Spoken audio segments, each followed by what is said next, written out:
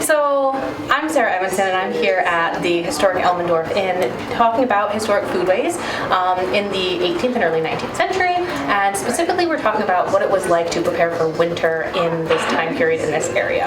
And it was all about preservation. And starting preservation in September, you were actually behind the game. It would have been happening all summer long. So we were playing catch up, doing a little bit of interpretation for our visitors, and one of the things that I wanted to talk about today were pickled oysters, because oysters were a major food item during the 18th century for all sorts of people. So we have some of our oysters here.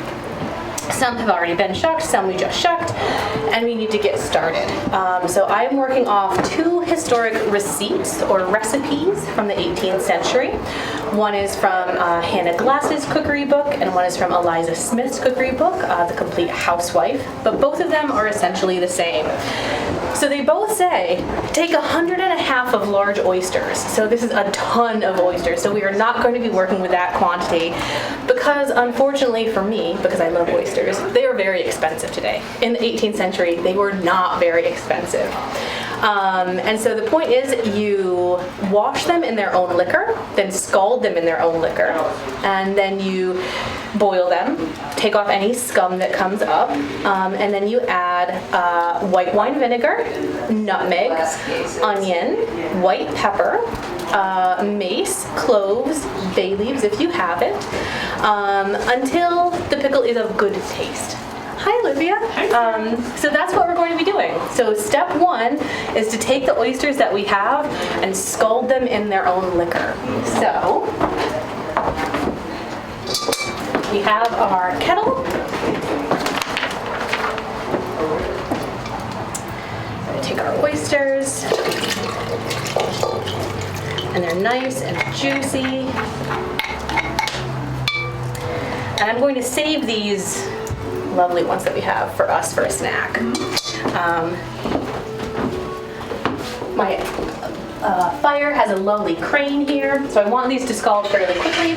So I'm going to take a longer S-hook to get it down a little bit closer to the fire so they get a nice quick boil.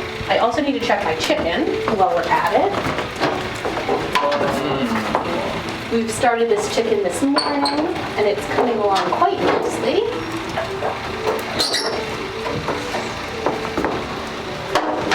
My oysters are scalding, so I'm going to pull them off. It looks... What do you think?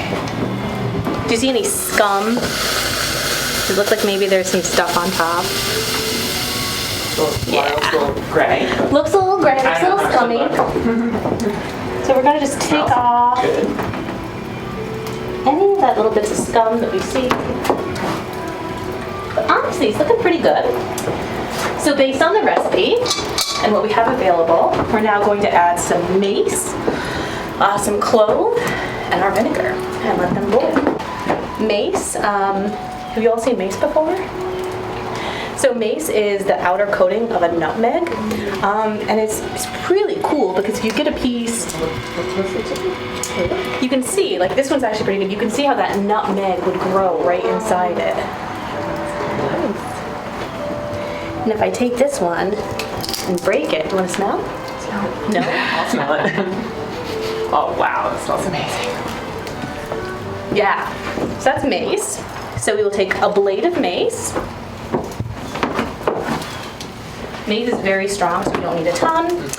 We'll take 2 cloves, and just for fun, we'll put in some allspice, because I love it.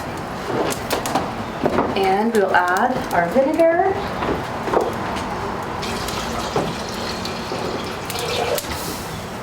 And now we let it boil some more.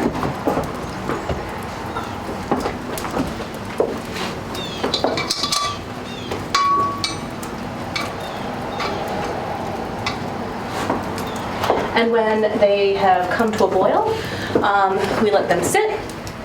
We'll continue to pull off any of the foamy scum that comes up to the top. And then what we'll do is we'll put them in a crock and put a lid on it, and they'll be good for at least a couple of months. And all the spices that came in that Sarah just used for this dish, are these grown locally in Dutchess County? Do we have nutmeg that grows around here? Do we have allspice, all the rest?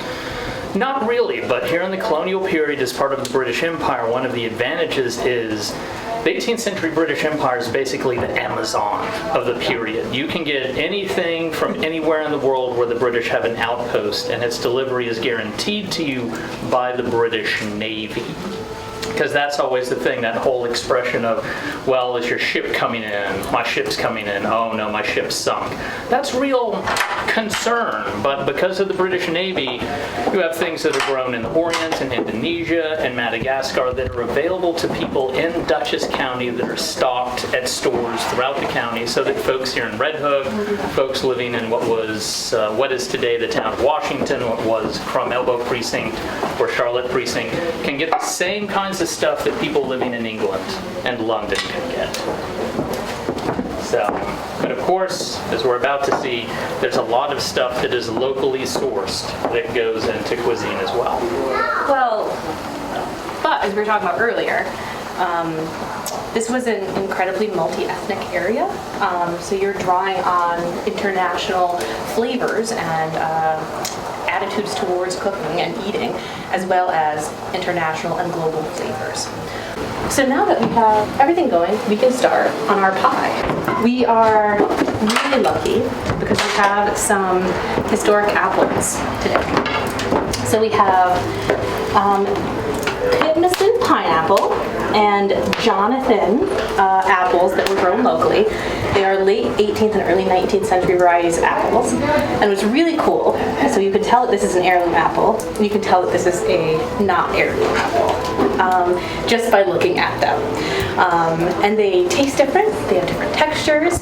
One of the things that you can notice right away is that this apple, that's a modern variety, is really shiny.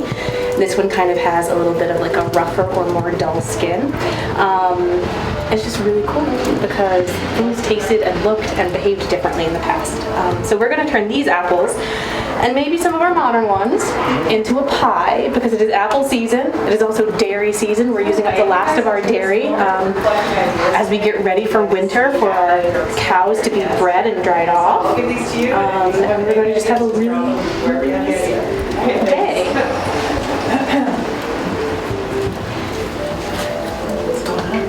Other things that we have either preserved already or are in the process of preserving, we have some peaches and brandy right over there. Alcohol was a great way to preserve things in the past.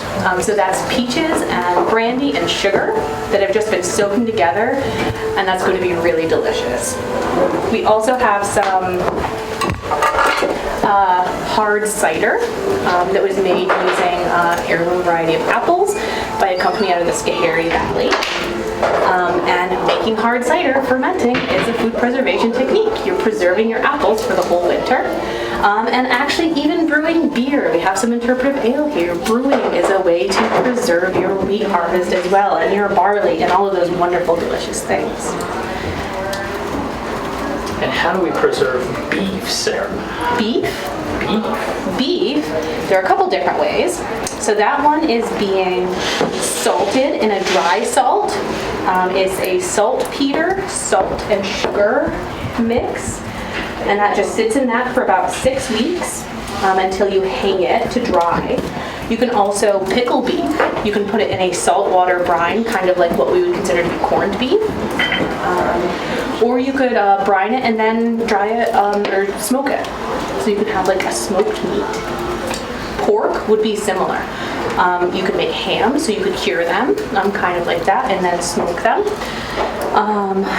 Or you could just pack them in a dry salt and make like salt pork. And that will last indefinitely. But you don't want to just eat it as is. You don't want to, like, when that is ready to eat and it's nice and cured, you don't want to just cut a piece off and eat it because it would be way, way, way too salty. So you're going to have to probably soak it in water to draw out some of that salt and make it edible. It also will continue to be pretty salty. So when you think of like boiling that beef with some vegetables maybe, it will impart that salt to everything else that you put in the pot. How about other ways to preserve our apple harvest? Cider. Cider, but Or you can also dry your apples. So drying was not just for meat. We have our apples hanging here to dry because it's nice and warm and dry right by the hearth. Those are apple slices that I already dried ahead of time. And you can keep those just in a cloth bag hanging somewhere nice and clean and dry and away from your critters. And then you could put them with some cider if you had it, some water, and bake it into a pie. You could mix it with pastry and make boiled apple puddings or apple dumplings. It'd be really, really tasty. And that would last quite a long time. so you would be rehydrating the dried fruits before consumption. Yes. Yep. Kind of like those pumpkin strips that you see right over there. So those are strips of dried pumpkin.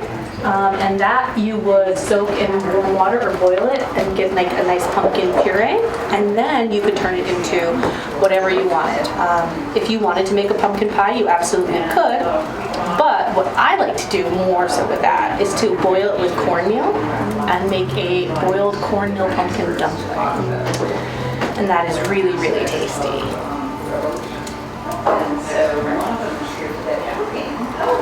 You can even just eat that as a pumpkin cornmeal mush, which is also one of my favorite things to do. What happens to the peels after you take them off the apple? So you can turn it into apple cider, or rather apple cider vinegar, through a fermenting process. But more likely than not, you're going to feed it to your animals. You could also use it, add it to your cider pressing. And you said, what was in there? I missed that. Apple dumplings. So it's apples wrapped in pastry with some sugar and raisins and a little bit of brandy on the inside. Would you really describe that as a little bit of brandy? A touch.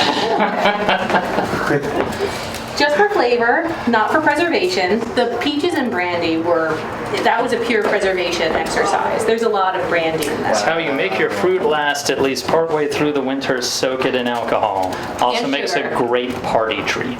It does. Oh, that's interesting. That sounds easy. I could do that. I'm not sure, Seth. No. You could give it a try. But, Also great with cherries. yes, I was going to say cherry bounce. bounce. Oh, But these things Brutal. require months to fully process. At least that's what I've been told. yes. So those peaches, those might actually be last year's peaches. There you go.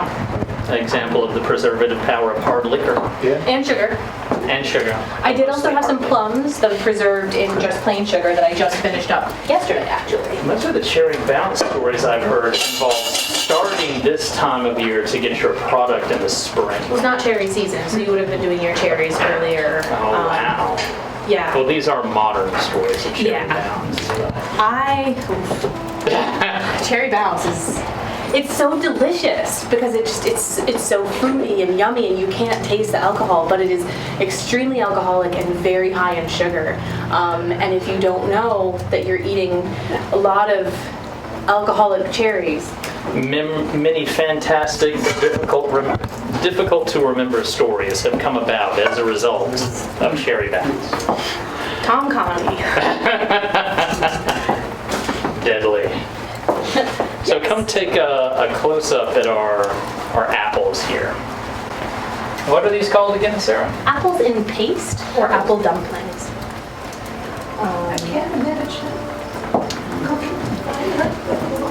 I'm sure they will be even more delicious than they look. So Yes. it's a whole apple with a crust around it. Yes. And you're waiting for the apple to finish cooking. I think the apple might be. I just want to make sure that the pastry. Yeah. Oh, actually, yeah. These are good to go, so we can pull these off. Now the trick is. To have hands made of asbestos. Where would you like that?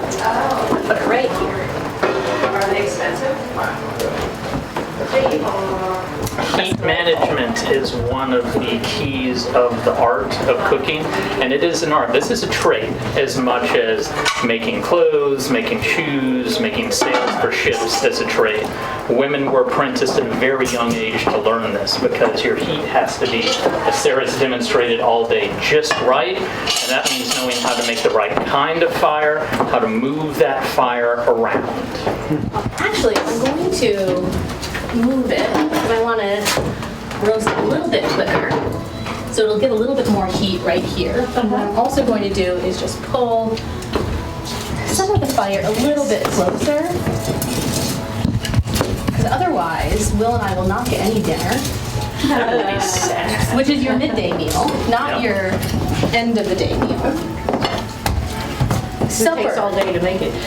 Well, no. So supper is your end of the day meal. So your big meal is in the middle of the day. So you have your breakfast, then you have your big meal supper in the middle of the day, and then dinner is at the end of the day. So we have the chicken roasting.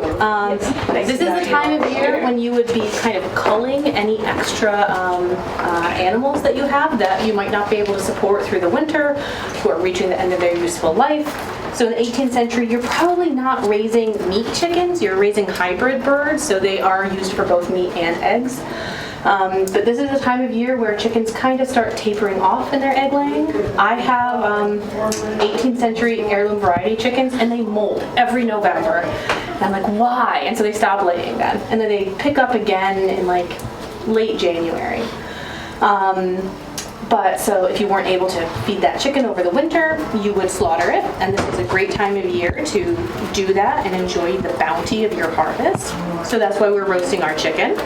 It's also why we have the beef being preserved over there, because this is also the time of year that you would be slaughtering any of your cows or pigs that you've been raising. So in the South, Sarah, we call November hog killing time. Yep. Up here in the North, did it happen earlier because of the seasonality?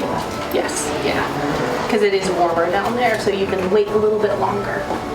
But that is, folks, a temperature-dependent activity at the best of times. Yes, yeah. Oh, Your for meat sure. will spoil very quickly if you do it in July, which is not to say it wasn't done, but... Not ideal. Yeah. And even then, we also have the benefits of refrigeration, which means that we can get things that, even though as an English colony you have access to the Amazon of the 18th century because the British Navy guarantees that stuff from Madagascar and Indonesia is no joke. We have the documentation available in the landlocked center of Dutchess County. Whoa. Not everything is available. So I grew up in the Mohawk Valley, and we know that areas that were considered the frontier in the 18th century had ready, reliable access to global imports. We know that folks living out west in the Mohawk Valley, out into the Niagara frontier, had access to things like European porcelains and Asian china, spices, Clocks. clocks, cloth, Books. yeah, all of these things that we assume folks didn't have access to because it's the past, it's history, and they really did. Homespun meant something a little different than we think it meant. Yep. For the most part, we have this idea that if you could make it on the farm, you'd make it on the farm, you wouldn't buy it. But when we look at the actual data, these store records that we have from the 1760s and 1770s here in Dutchess County, we see something very different. We see folks coming in every 2 weeks for supplies, and they're buying spices from Southeast Asia.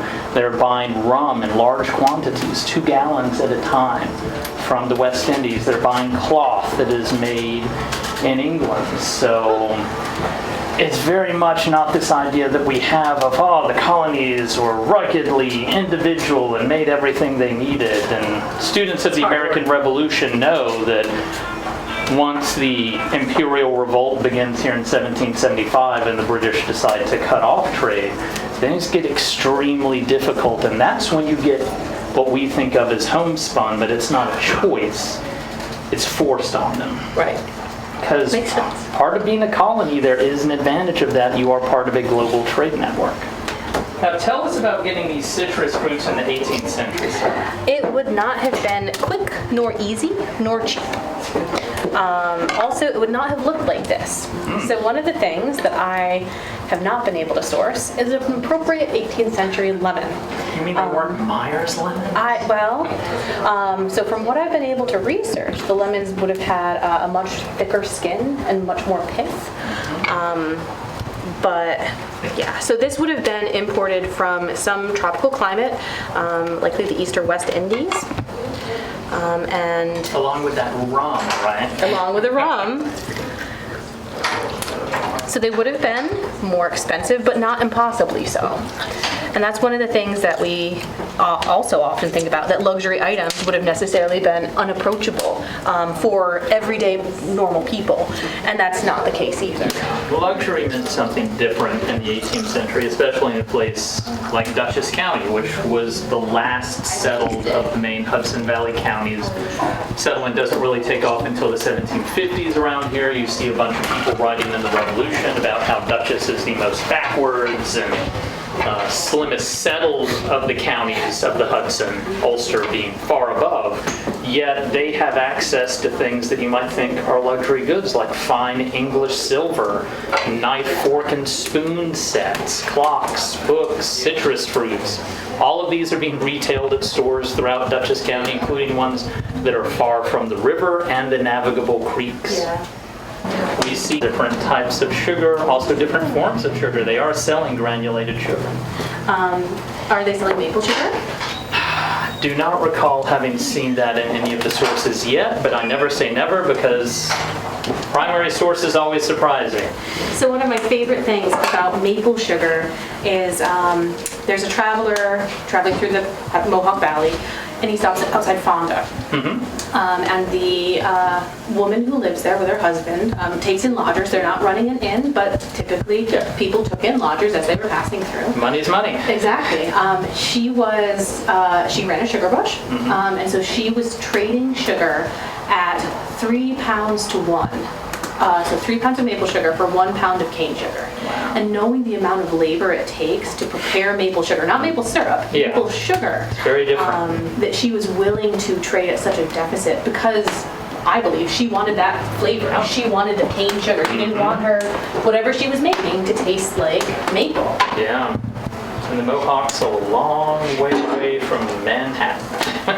It is, but it also isn't. Because Yeah. you do have really well-established trade routes. Sir William Johnson is, stuff's coming You up could and get down. it, but maybe not as on such favorable terms as in the Hudson. Exactly, yeah. It's further out.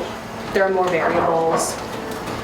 It's also not as navigable. No, God no. So one of the things that surprised me looking at these store ledgers that we have, and we have them for across Dutchess County, except of course not for Rhinebeck and Red Hook, because that would be just too useful. They're importing wine. Now, what role would wine potentially have played in cooking at this point in time? So you see wine showing up in all sorts of things. It shows up in sauces.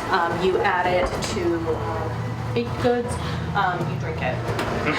That's what I figured, Yeah. but then when I see expenses for 2 gallons of rum every other week, they're averaging about 1 gallon of rum consumption per week. You do how many see people? brandy. We don't know that yet. That is where this research ties into genealogical research. We see saltpeter. Yep. So Food all these preservation. things are used in food, which is not necessarily known until you have a food historian there to explain it. We have indigo purchases, but in small amounts, and you speak to laundry historians, because being a laundress was also a skilled trade. That's used to whiten your linen. So we have all of these things that are being purchased that don't necessarily make sense until you have an expert to explain how this was used in the 18th century households. I remember when I was in undergrad, Just a few years ago. many years ago, the world was a different place, especially was. for historians, especially for food historians. In fact, there was a lot of challenges to being a food historian.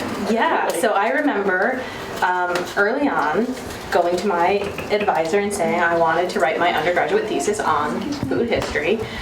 And he said, well, there's nothing to write about. People only ate pork and corn, pork and corn. That's what people ate. And I was like, I don't think that's the case. And so that's what I have ended up trying to do with my life, figuring out what were they actually eating and why. And the joke here is, if you want to do public history like we're doing today, one of the best types of historian you can be is a food or culinary historian. Oh, I bet. Because that's how you build bridges between the past and modern people who aren't necessarily like History Channel aficionados.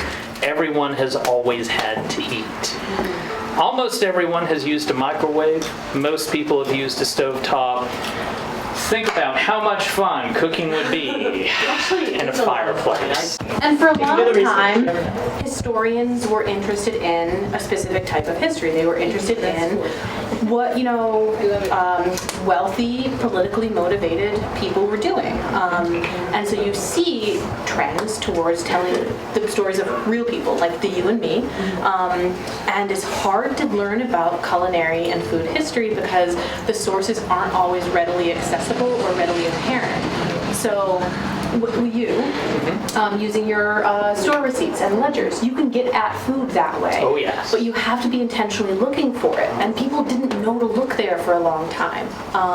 I studied food as material culture, and what makes that hard is that food is ephemeral. So we have, a chair from the 18th century that someone built with a specific goal in mind, with aesthetic and intentions and purposes, and that chair still exists. But very rarely do you have a food item that continues to exist, and when you get it, it's not the same form that it was meant to be. Yeah, exactly. So you have to come about it at different ways, and part of it was that a lot of it is women's and minority history that people just weren't that interested in. Part of it is that it's a methodology that people weren't interested in pursuing because you're not. It's a lot of work and it takes different skills. Right. It also takes a lot of time. A ton of A time. lot of data that's going to be processed quantitatively rather than qualitatively. Well, I have a question. How much of your research is going through the data and going through documents, and how much of your research is just asking grandma, finding old family recipes? Because I feel like that's where all the information is been passed down. So that's a really good question, and it depends because that can be really useful and it can also be really challenging because the ideas that we have about what the past was can sometimes be really skewed. So I have family recipes from the Great Depression, and so I cooked with my grandmother and learned these things about the old recipes that she had that just absolutely don't hold true if you go back another 50 years or anything. But what's super cool is if you go to 18th century family cookery books. So women who were fairly well-to-do, who were getting ready to manage a household on their own, would write down receipts. They'd write down recipes. They would copy them from published cookery books. Sometimes they would get them from people in their community. They would get them from their mother, and they would write them into their book. And this would be their book for housekeeping. So when they went on to their own household and were managing ideally a staff, they would have this resource. So going to them and kind of trying to trace back, so wait, this matches exactly the one that was published in this cookery book. So cool. Why do you have that? Or this is a weird recipe. Why do you have such a Dutch-influenced recipe in an English cookery book? Oh wait, you were living in Albany. Of course, it's there both. was. It is. The family is part of the data. Exactly. I guess I should have figured that. That's cool. I know. Yeah, it's weird unless you think about it. If you look at the recipes themselves, I have a family recipe for Swedish rye bread. Oh. And I have several relatives who passed it down from my great-grandmother. And one of the ways of measuring was a sifter full. Yep. So how big is a sifter? Do you still have the sifter? No, I have to guess. But what I found is both sides had very different recipes, but it doesn't matter which one you made, it still tasted similar. Yep. Yeah. So really, and significantly of different amounts of flour and things. Oh, that's interesting. Yeah, they both end up in the same place. One of the things that I found interesting is, so in the 18th century, recipes weren't standardized. So here's a couple that I have that we just printed off, ones that we're using today. I learned how to cook on an open hearth. So my first job, I was 16. I got my first summer job, and it was doing this at a living history museum. So 5 days a week, I did this.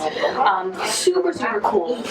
And so yeah, I cooked at home with my mom, but most of what I did was using 18th and 19th century cookery books and doing this. So I learned that, okay, well, when it says like, here's a list of ingredients and like some rough outlines about how to make this thing, this is how you do it. So I learned through experience, and I learned from other women who've been doing this for 20 or 30 years.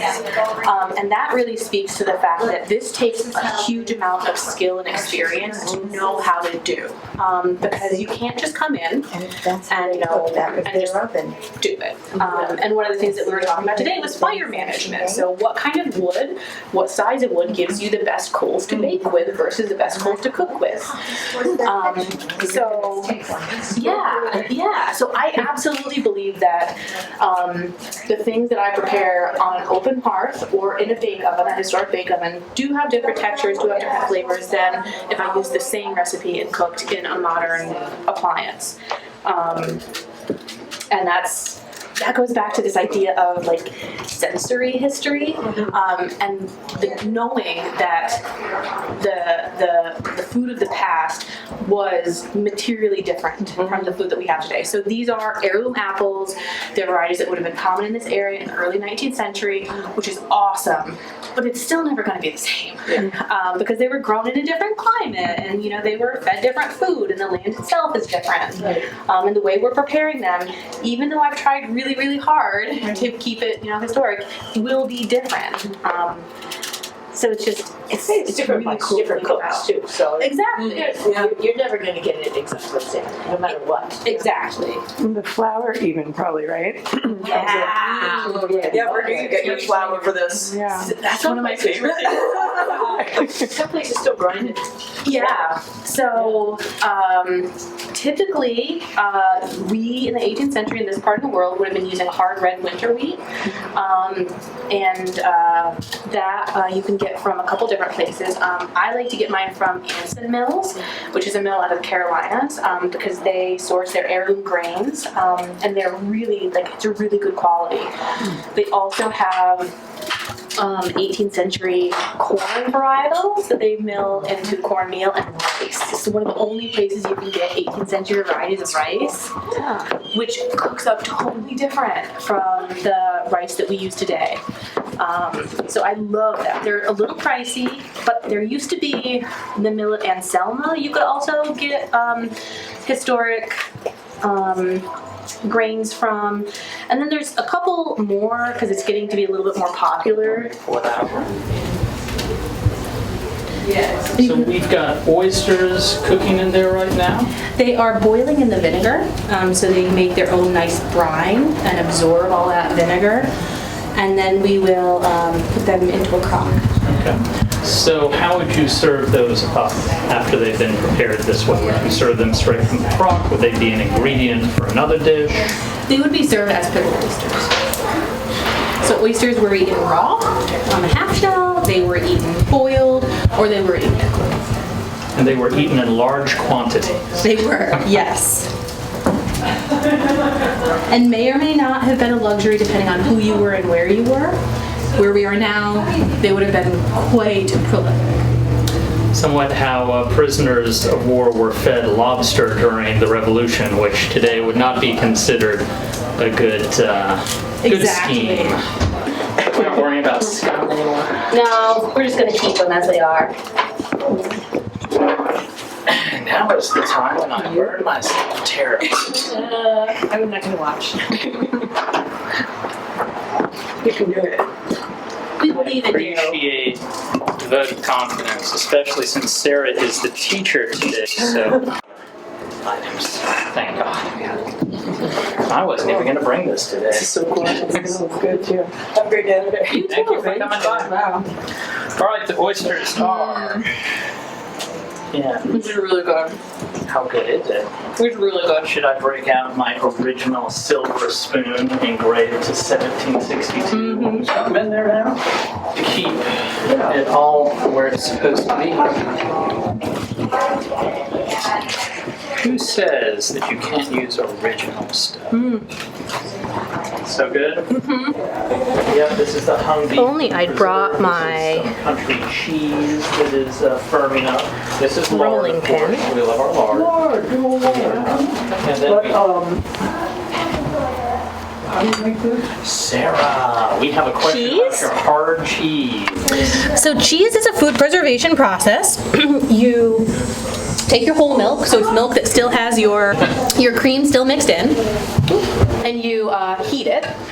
And you add a bacterial culture to it. If you're making modern cheese, historically you wouldn't have added the bacterial Where culture. do you get the culture? So you can buy it from a cheese making company, but historically you would have relied on the naturally occurring bacteria that were in that milk. And then once it's been warmed up to a little bit above like lukewarm, you add rennet to it. And what? Rennet, it's an enzyme that coagulates the milk. So that pulls it together. And where do you get that? So that, what was that? Sheep? Cows. Cows. It's usually it's an enzyme that comes from like the third stomach of an unweaned calf. There you go. And historically, you would have, when you slaughtered your calves, you would have pulled that out, dried it, and used that to make your cheese with. You can nowadays get it from sheep, from vegetables, and that coagulates, so it curdles your cheese. So you would then take a big knife and cut your curds, and then you heat it gradually, and you cook those curds. So the curds start to condense, come together, and they end up floating in your liquid whey. And so at that point, you strain off most of your whey, you salt your curds, and you pack it into a cheesecloth and put it under a cheese press, which pushes the curds all together, pushes out all the extra whey, because the whey can cause the cheese to go bad, because it has some sugars left in it, and it can cause the cheese to rot. Causes the cheese to do what? To go bad, to rot from the inside out. And so once it's been pressed, you start to age it. And so that's been aging. I think I made that cheese in March. February or March. And so that's been aging since. And it's a fairly small cheese. It really only needs to age 3 months before you can eat it. Now, what flavor would you call that? So that's kind of like between a cheddar and a Parmesan. It's sharp, but not like super duper flavorful. The goal is just to get a stable cheese that you can keep Can it indefinitely. stay at room temperature, does it? Oh yeah. So that sits on a shelf at my house, and I turn it over every couple, weeks when I think of it. And it, excuse me, has just a natural rind on it. So I haven't waxed it or anything. So it's just kind of built up its own natural rind. So when we eat that next weekend, I'm going to an 18th century immersion weekend. So no modern anything. We will cut off the rind and then eat what's inside. The whole cover will come off. So we'll cut it, and it'll just be a slightly different color, and it'll be hard. You could eat it. Think like you can eat a Parmesan rind, but it's not super tasty. Doesn't feel super great. And so we'll probably just throw that part out. Yeah, and so cheese is a great way to preserve your milk, especially because in the 18th century your cows aren't producing milk year-round. You could also make soft cheeses. What was that? That makes sense. That makes Oh, perfect sense. I Yeah. never thought about it from that point of view. Yep. Basically, seasonal living was the name of the game, but it was also the name of your life. If you did not put up enough food, you would get sick or you would starve. Late spring tends to be the leanest time of the year because you've worked your way through everything that you've put up, things that you can keep in your cellar, you've used up or they're starting to go bad. So you're relying on things that you've dried, you've potted, pickled, things like that. Yeah, fermented. And even then, depending on if it got contaminated or something got in it, there's a lot of pressure right now to make sure that you are providing for yourself and your family, and if you're taking in lodgers, for anyone who comes to stay with you, because that's another draw on your resources. So properly, I should have rolled this out, but I did not bring a pastry cloth or something to roll it out on. So we're just doing a hand-formed crust. And let's see. I used to lead a pie baking workshop for Thanksgiving. It was the most stressful thing I've ever done in my life because it would be 8 people, and they would come and we would bake. It was the Tuesday before Thanksgiving, and everyone would bake an apple or a pumpkin pie. And it was great. They would assemble their own pies. It was wonderful. And then we would have 8 Dutch ovens, 8 bake kettles on the fire. And we didn't have enough time to teach like fire management, so I was responsible for making sure that they didn't burn or didn't get underbaked. Oh man, a lot of pressure. They always turned out wonderful. But for that workshop, what was that? Sorry. Just the AI. Oh. But for that workshop, I pulled together a bunch of different recipes. And so apple pies, typical variations in the 18th century. You could just do your basic apples with sugar. Variations included adding cinnamon, mace, and rose water. Butter, mace, cinnamon, and rose water. Cinnamon, rose water, and Madeira, or lemon zest and cloves. So we have our apples, a little bit of lemon juice. I didn't have Madeira today, so I used brandy, which will be just as tasty. So you marinated it in there? Yeah. And I have some cloves. I'm going to sneak right behind you. My plate of spices, international spices. I'm just going to dot it with some cloves. And I think I might also add some of the butter that we turned earlier. The butter. Yeah. Actually, Yeah. what I'm going to do, Are you make a top crust? I'm going to sneak in and roll out this crust someplace. I know I didn't bring my Don't you pastry want to cloth. roll out the crust in front of all of us? I do. Do we have a pastry cloth? No. Can I roll it out on here? Sure. Okay, perfect. So this is flour that was not milled in a historic fashion, but it is made using the proper wheat and the right wheat blend.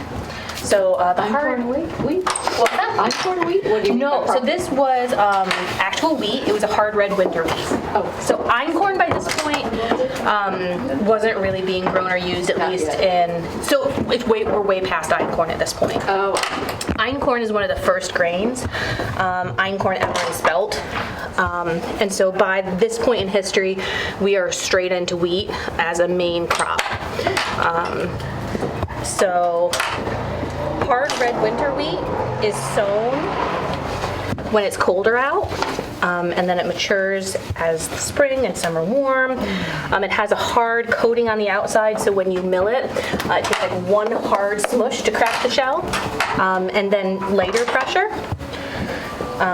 Soft red winter wheat becomes more popular in the 19th century, and that's because milling technology changed and it made milling soft wheat easier. So now we have our butter,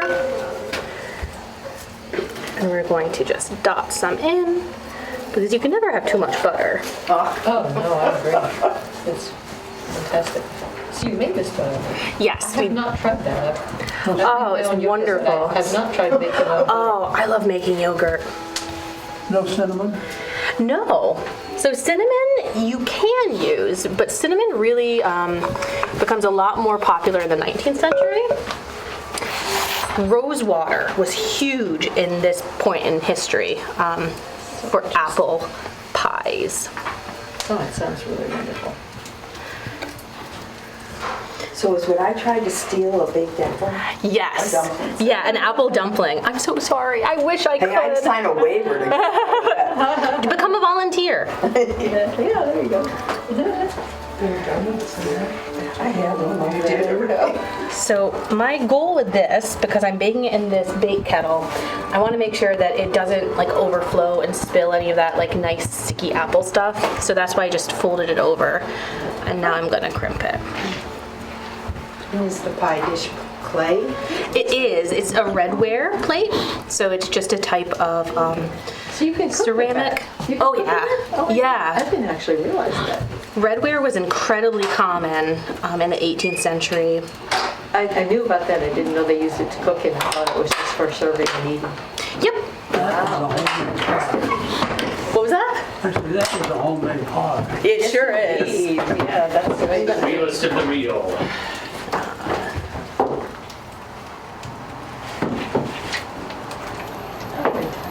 Okay. Speaking of that, And now, we have our big kettle that was preheating. It should have still been warm. We'll move our chicken real quick.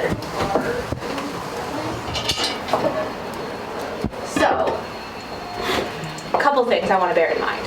Because I'm cooking in a redware pan, I know that it's not going to absorb as much heat from the bottom as a metal or glass pan would. So I want to be sure that I have enough coals underneath, but not too many because I don't want it to burn on the bottom and not be done on top. So I already have a nice bed of ashes here from earlier, so that'll help insulate my coals. And what I need is, gotta grab my coals and make a nice little bed. Is this kitchen original to the house, the building? It is not. This one, I believe, was 1830s, Will? So the original of this kitchen was 1830s addition, and this kitchen was subsequently renovated with the rest of the building between the 1970s and the 1990s, which is why we're able to cook in it. So the fireplace that you see was still around during the renovation period, but it has been significantly repointed, restriped, and made safe. The chimney is inspected every year, all that kind of stuff. But in 1760, did the house end? It did. Here? That door was a window. Okay. And one of the things that was discovered during the renovation is what we are standing over right now was evidently a trash midden where oyster shells and other items were thrown in. But you think this is 1830s? This is 1830s. We know that the room that we are standing in is roughly 1830s. Where would the original kitchen have been, somewhere out? That is one of the big questions. There could have been a cooking hearth in that room itself. There could have been a smaller kitchen in the area right behind you. We would One have of been the- attached to this building, part of this building? Only in the south did you see separate kitchens. And So- that was largely due to wanting to separate labor, not wanting to see the enslaved laborers who were preparing your food. Oh, I didn't know that. I thought it was a fire hazard and that was. That's a great cover story. It is, yeah. But through most of this area, when you look at the 18th and early 19th century houses, what you find, which is distinctly and weirdly Red Hook and Rhinebeck, and possibly a reflection of the Palatine influence, is their kitchens are in the basements. Yeah. Yeah. Wow. Including my house in Upper Red Hook. Well, actually, it's funny that you should say that because I had a townhouse in Brooklyn and typically in the townhouses, the kitchens were on the garden level in the back. Yeah.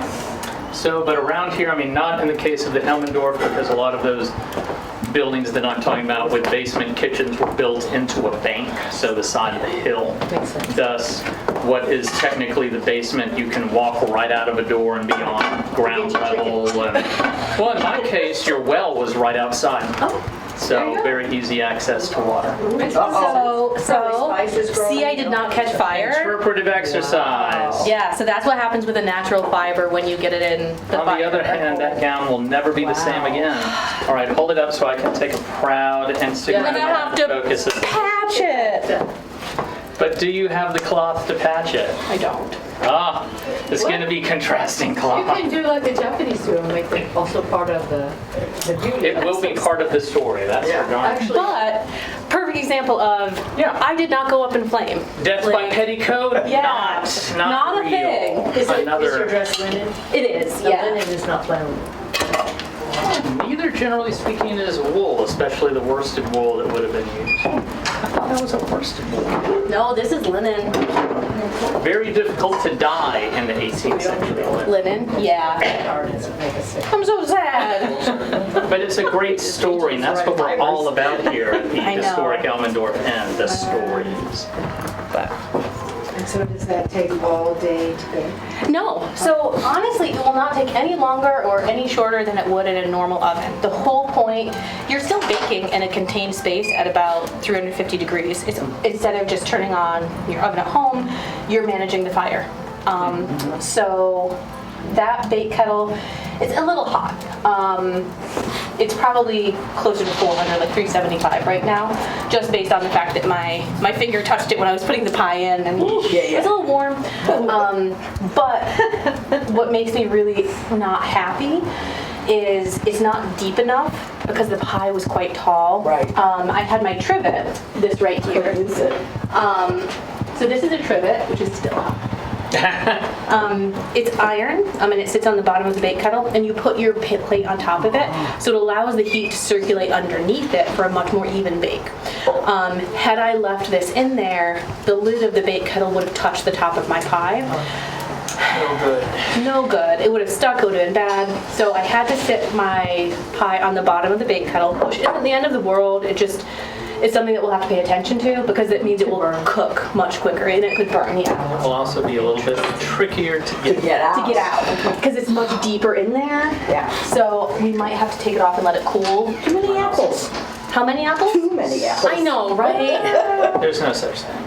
I can hear my chicken having a nice time in there. Oh.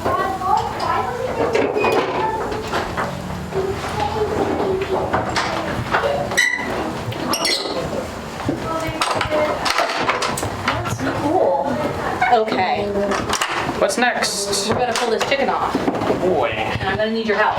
Oh It's gonna be no. hot. Oh, we do have a spout, if anyone hasn't noticed, on the bottom Oh, yeah. there to pour that off. Do you want something to pour that into? So other tin kitchens that I like better have a gap so you can slide the spit out.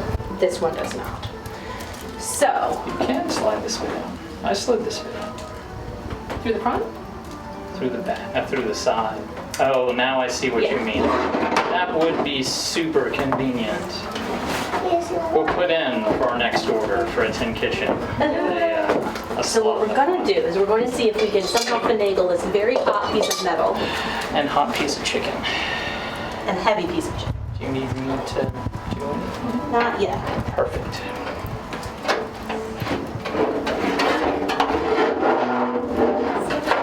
Yeah, we got it. Huzzah! Here's the chicken. Yum, yum, yum. Yeah, that turns out great. That's a great color. That would help it hold it right.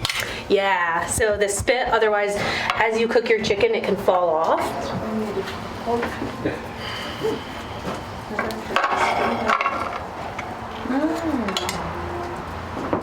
Kind of like a big fork, so it doesn't slip from side to side. But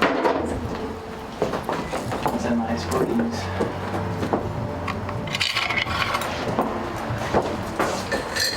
now, what was that called that you were using over there? So that's a tin kitchen. Oh. Sometimes it's called a reflector oven. Okay. But during this point in time, it would have likely just been called a tin kitchen. Oh.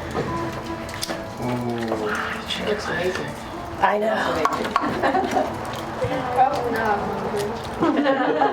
You and me both. And did they cook other things in the tin kitchen? Yeah, you could Mostly cook for meat or? typically meat. Sometimes you can see them that they had like a shelf that you could do some baking on.